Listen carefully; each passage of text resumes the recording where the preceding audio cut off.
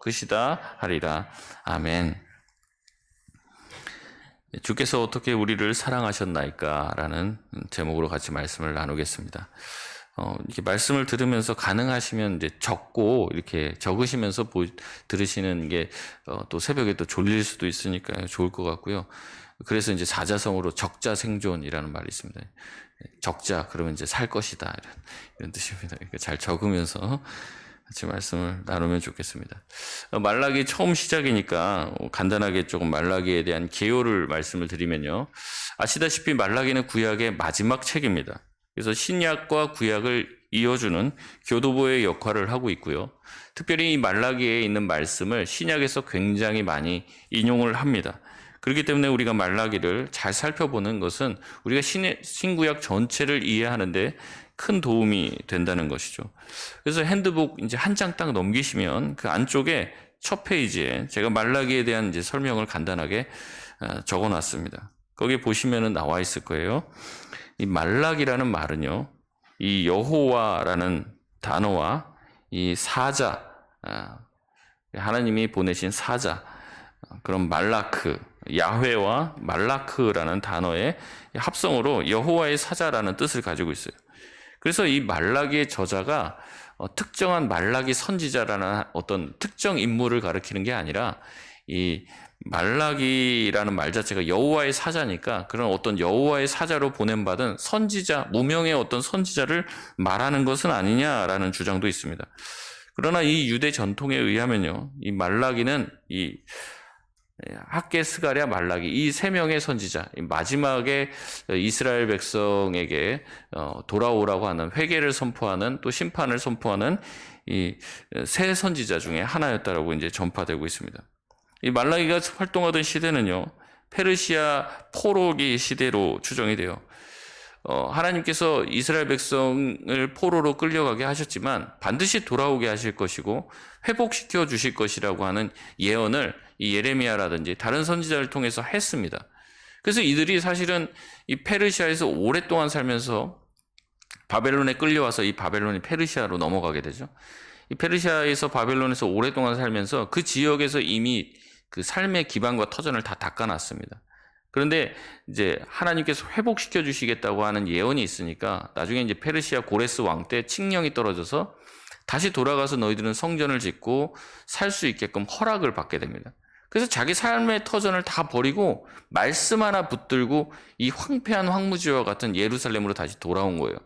그래서 정말 힘들게 여러 방해에도 불구하고 하나님만 붙들고 말씀만 붙들고 성전을 재건해냅니다. 정말 힘들게 그걸 한 거예요. 자기 집 팔고 뭐 팔고 다 팔고 와서 그것을 한 거예요. 그러면 성전을 딱 지으면 뭔가 대단한 일이 일어나야 되잖아요. 근데 성전을 딱 지었는데요, 별거 없는 거예요. 하나님이 성전만 지으면 뭔가 대단한 일이 일어나고 대단한 회복이 일어날 것 같은 예언이 있었는데 다 짓고 힘들게 짓고 다 짓고 낙성식을 올려드립니다, 하나님한테. 근데 이게 딱 보니까 옛날에 그 아름다운 성전의 영광을 봤던 그 이제 제일 나이 많은 세대들이 보면서 한숨을 푹푹 쉽니다. 자기들이 봤던 솔로몬의 성전의 영광에 비하면 아무것도 아닌 초라한 어떤 성전. 그리고 성전을 지었을 때 하나님이 무슨 대단한 일을 펼치실 줄 알았는데 아무 일도 일어나지 않는 그 상황 가운데서 실망을 하게 되는 거예요, 하나님에게. 그래서 다 낙심을 하고요, 하나님을 많이 떠나가게 됩니다. 성전을 짓는데 그렇게 헌신한 사람들이요, 하나님 별거 없네 하면서 하나님을 점점 떠나가고 있는 이 시대 가운데 하나님이 말라기를 통해서 이 시대 백성들에게 하시는 말씀들이에요. 그래서 여기에 이 말씀을 듣는 청중들의 상태가 뭐냐면 하나님에 대한 굉장한 실망감을 가지고 있는 상태. 하나님을 위해서 많은 것들을 헌신했는데 아무것도 돌아오지 않았을 때 이런 어떤 냉소주의, 이게 팽배하고 있는 그 시대의 어떤 사람들에게 말라기가 하나님을 말씀을 받아서 말라기가 이제 백성들에게 하는 그런 말씀이라는 거죠. 그래서 1절 말씀을 보면 이렇게 얘기합니다. 여호와께서 말라기를 통하여 이스라엘에게 말씀하신 경고라 라고 나옵니다. 이스라엘에게 말씀하신 것이 무엇이라고 얘기합니까? 경고다, 이렇게 얘기합니다. 이 나훔과 하박국도요, 이렇게 하나님의 경고라는 말로 시작합니다. 이제 하나님의 말씀이다 이렇게 시작하는 게 아니라 하나님의 경고다 이렇게 시작하는 거예요. 이 경고라는 단어는요, 히브리어 마사라는 단어인데 무거운 짐이라고 하는 뜻이 있습니다. 다시 말해서 하나님께서 이 말라기를 통하여 이스라엘 백성에게 이 말을 하는데, 이 말은 너희들이 가볍게 들을 말이 아니라 어떻게 들어야 된다는 거예요? 무겁게 들어야 된다는 거예요. 가볍게 지나갈 말이 아니라 이것을 심각하게 들어야 될 이야기라는 거죠.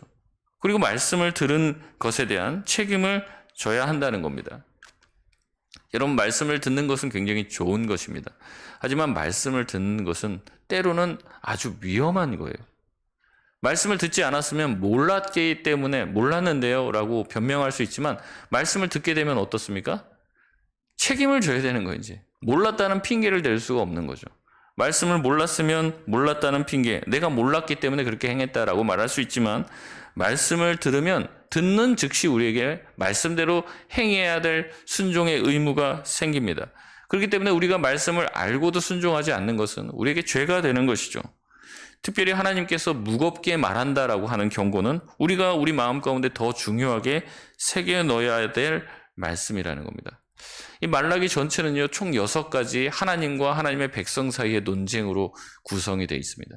하나님이 먼저 말을 해요. 너희들이 이렇게 하지 않았냐? 그럼 백성들이 얘기해요. 우리가 언제요? 우리 그렇게 한 적 없는데요? 우리가 무슨 그런 말을 했다고 하나님 말씀하십니까? 그럼 하나님이 너희가 이러이러했기 때문에 그런 것 아니냐?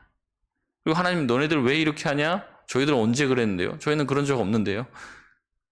그러면 하나님이 또 거기에 대해서 또 답변하는 이런 내용으로 6가지의 질문과 대답으로 구성이 되어 있습니다. 그래서 이번에 이제 오늘부터 시작해서 이제 5일 동안 하죠. 그리고 다음 주 주일까지 해서 6번 이제 하나님의 백성들과 이 하나님과의 같이 논쟁들에 대해서 좀 살펴보려고 하는데요. 이것을 이제 쭉 보다 보면요, 이게 우리가 보통 하나님에 대해서 가지고 있던 생각과 말들을 이 백성들이 다 합니다.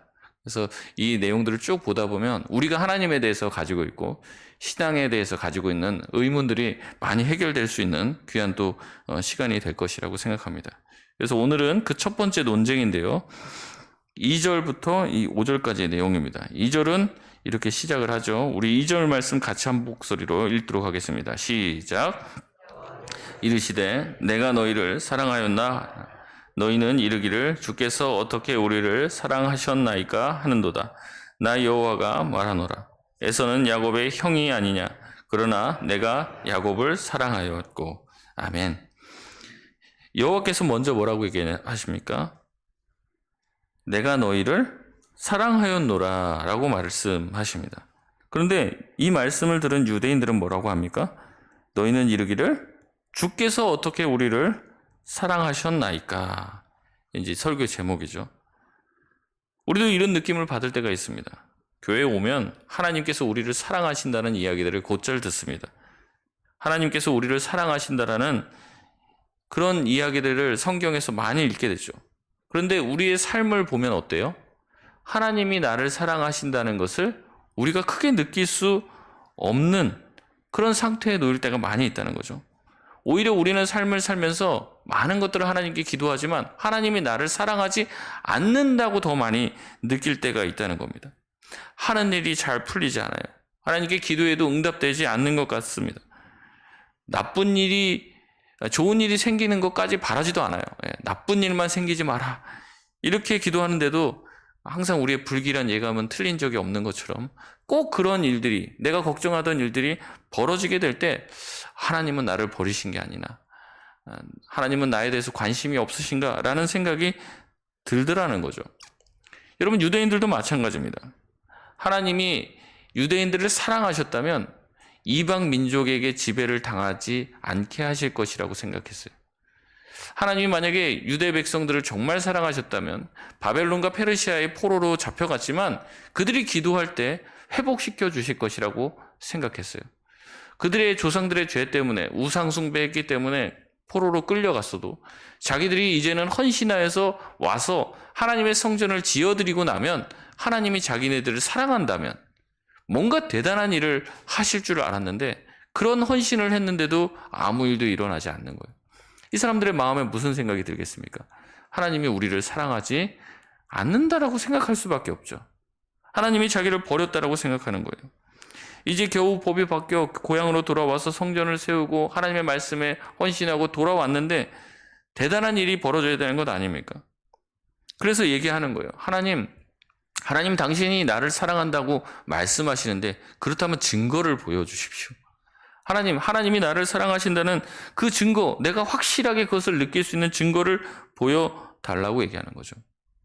우리 삶에서 고백하는 것과 비슷한 거죠. 하나님이 정말로 나를 사랑하시고 내 기도를 들어주신다면 하나님이 나를 사랑하시고 나와 함께 하신다는 증거를 보여달라고 기도할 때가 있습니다. 우리 삶이 막히고 고난이 찾아오면 하나님이 우리를 사랑하지 않고 내가 뭔가 죄를 지었기 때문에 하나님이 나를 벌하시는 것이라는 생각이 들 때가 많아요. 우리 삶의 성공 여부가 하나님이 나를 사랑하는지 안 사랑하는지를 결정하는 증거라고 생각하더라는 말이죠. 근데 이 백성들의 이야기를 들은 하나님의 대답이 2절에 뭐라고 나옵니까? 나 여호와가 말하노라. 에서는 야곱의 형이 아니냐. 그러나 내가 야곱을 사랑하였고. 이렇게 말합니다. 그리고 계속 3절에 이어서 이야기하죠. 3절 말씀 같이 읽겠습니다. 시작. 에서는 미워하였으며 그의 산들을 황폐하게 하였고 그의 산업을 광야의 이리들에게 넘겼느니라. 아멘. 하나님이 우리를 사랑한 증거가 여기 있다라고 얘기하면서 하나님의 대답이 뭐냐면 내가 에서를 야곱의 형임에도 이 야곱을 사랑했고 에서는 미워한 것이다 라고 대답을 해요. 이 대답이 잘 이해가 안 되죠. 이게 무슨 대답이 됩니까? 하나님, 당신이 나를 사랑하시는 증거를 대십시오. 당신이 나를 사랑하신다고요? 뭐가 당신이 나를 사랑하는 것입니까? 라고 이스라엘 백성이 얘기할 때 하나님이 말씀하시는 게 뭐냐면 에서가 야곱의 형이 아니냐. 그런데 내가 에서는 미워하고 야곱은 사랑했다는 거예요. 여러분 이게 무슨 대답이 됩니까? 여기 힌트가 있습니다. 이 대답을 잘 풀 수 있는 힌트가 뭐냐면요. 에서는 야곱의 형이다라는 이 하나님의 첫 번째 대답입니다. 여기에 힌트가 있어요. 하나님은 에서는 야곱의 형이라고 얘기합니다. 쉽게 말하면 에서가 야곱보다 어떻다는 거예요? 더 잘났다는 거죠. 더 대단한 존재라는 겁니다. 에서는 성경의 묘사를 보면요. 굉장히 멋있는 사람이에요. 자유분방하고 호탕한 사람입니다. 운동도 되게 잘하고요. 사교성도 있어요.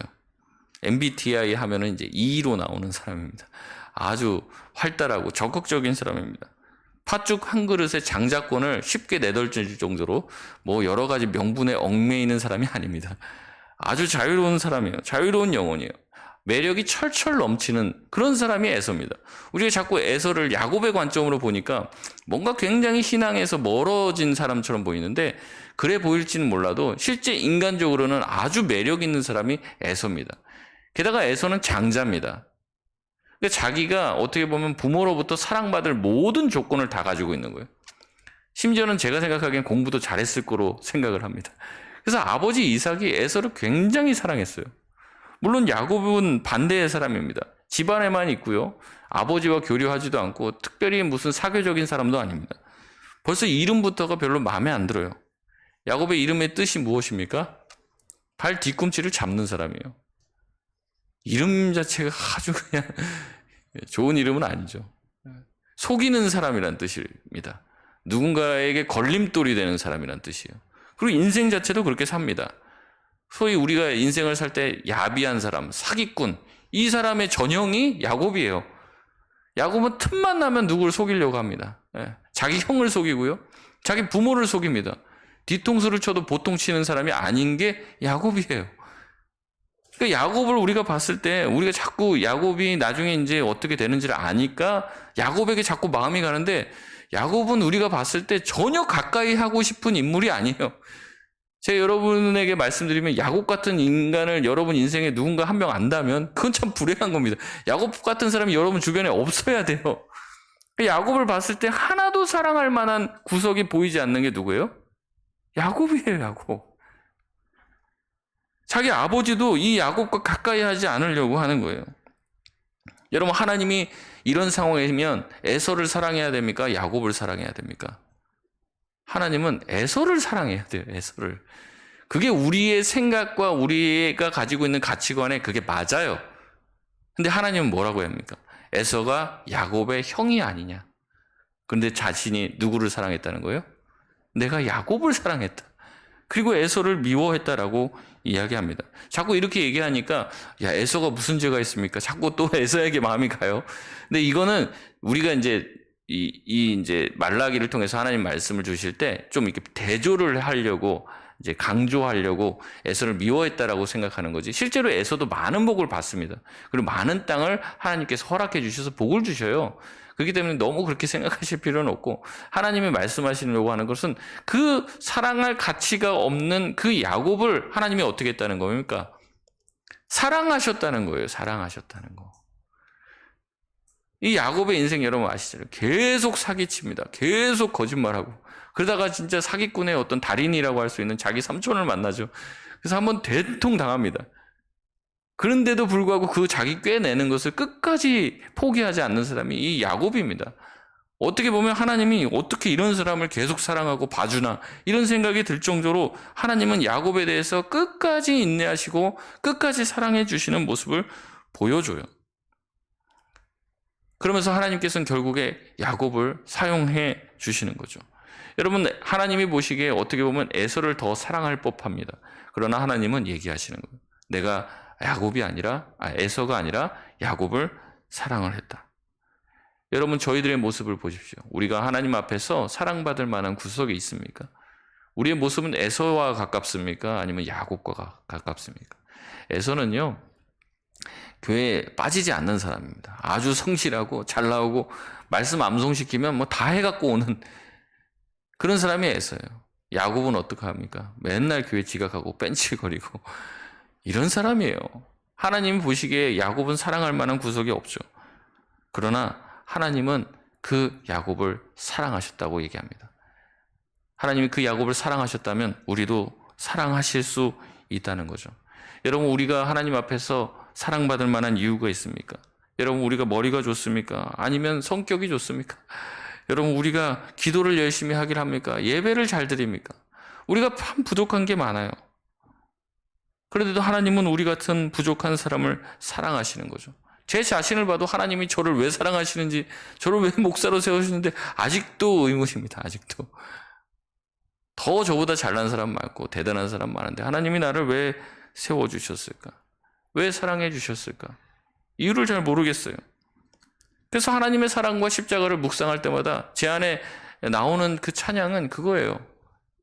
그 예전 이제 오래된 복음성가인데 왜 날 사랑하나, 왜 날 사랑하나, 왜 주님 갈보리 가야 했나, 왜 날 사랑하나. 날 사랑하는 이유를 모르겠다는 거죠. 야곱 같은 나, 야곱 같은 우리, 하나님께 사랑받을 만한 조건이라고는 찾아볼 수 없고 사랑받게 생겨먹지도 않은 우리를 위해서 하나님께서는 아들 예수를 십자가에 죽이신 겁니다. 그렇기 때문에 우리는 그 사랑에 대해서 어때요? 감사할 수밖에 없는 거죠. 오로지 나의 나된 것은 주님의 은혜예요. 주님의 은혜 말고는 설명이 안 되는 거죠. 하나님께서 말라기를 통해서 하나님이 우리를 사랑한 증거가 무엇입니까? 라고 소리치는 그 백성들을 향해서 하나님 얘기하시는 거예요. 내가 너희를 사랑한 증거? 내가 에서를 사랑하지 않고 야곱을 사랑한 것 같이, 너희같이 우상 숭배하고 하나님을 떠난 너희를 선택하고 지금까지 이끌어준 것, 너희를 선택한 것 자체가 나의 사랑이 아니냐. 사랑받을 조건이 없는 너희들, 내가 너희를 선택하고 너희를 사랑했다. 선택의 이유가, 선택한 것 자체가 내가 너희를 사랑한 것이라고 얘기하죠. 인간은 사랑할 때 자꾸 조건을 달아요. 네가 나를 사랑한다면 이거 선물할 거야. 네가 나를 정말 사랑한다면 이거 줬어야지. 이렇게 행동했어야지. 조건을 붙입니다. 당신이 나를 사랑한다면 이렇게 행동해야 되는 것 아니냐고 요구하죠. 하지만 하나님은 우리에게 아무 조건도 붙이지 않습니다.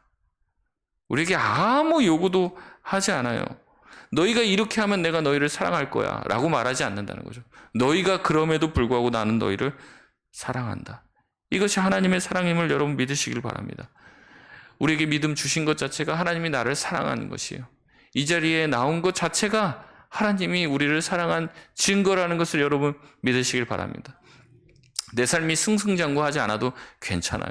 주님이 나에게 믿음 주시고 구원의 감격을 주신 것, 그것 자체가 하나님이 나를 사랑한 가장 강력한 증거라는 것입니다. 4절 말씀 보겠습니다. 4절에 같이 한번 읽어볼까요? 시작. 에돔은 말하기를 우리가 무너뜨림을 당하였으나 황폐된 곳을 다시 쌓으리라 하거니와 나 만군의 여호와는 이르노라. 그들은 쌓을지라도 나는 헐리라. 사람들이 그들을 일컬어 악한 지역이라 할 것이요 여호와의 영원한 진노를 받은 백성이라 할 것이며. 아멘. 에돔은 에서 자손이 거하던 곳이었어요. 에돔이 무너진 성을 다시 쌓더라도 하나님이 무너뜨리신다고 말씀하십니다. 이 말씀을 보면 에서가 한번 하나님한테 미움을 사니까 에돔 땅도 결국에 멸망시킨다는 말인가라는 생각이 들 수 있습니다. 그러나 그것이 아니죠. 하나님께서는 이 아수르와 바벨론을 사용하셔서 이스라엘을 공격하시는데 그때 형제인 에돔에게 도움의 요청을 합니다. 이 야곱의 자손들이잖아요. 이 이스라엘이. 그러니까 에돔한테 도와달라고 하는 거예요. 근데 에돔이 도와주기는커녕 어떻게 하냐면 이 아수르와 바벨론한테 침공을 당하고 있는데 같이 쳐들어옵니다. 같이 쳐들어와서 이스라엘 백성을 그렇게 괴롭히고 약탈하는 일들을 해요.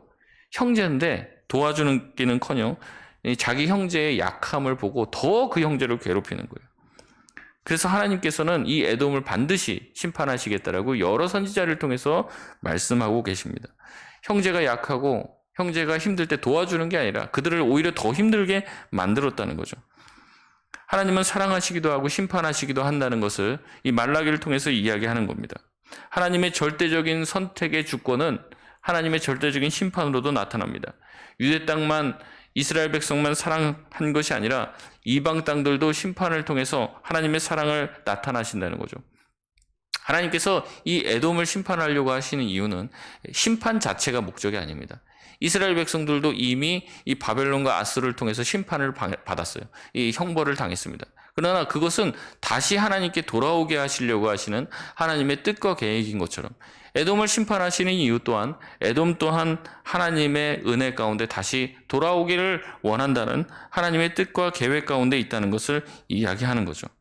그래서 말라기 1장 5절에서는 너희는 눈으로 보고 이르기를 여호와께서는 이스라엘 지역 밖에서도 크시다 하게 될 것이다. 그들이 다시 나중에 그 형벌을 당하고 나서 하나님이 어떠한 분이신지 에돔 땅도 하나님을 고백하게 되고 하나님께로 돌아오게 된다는 것을 이야기하는 거예요.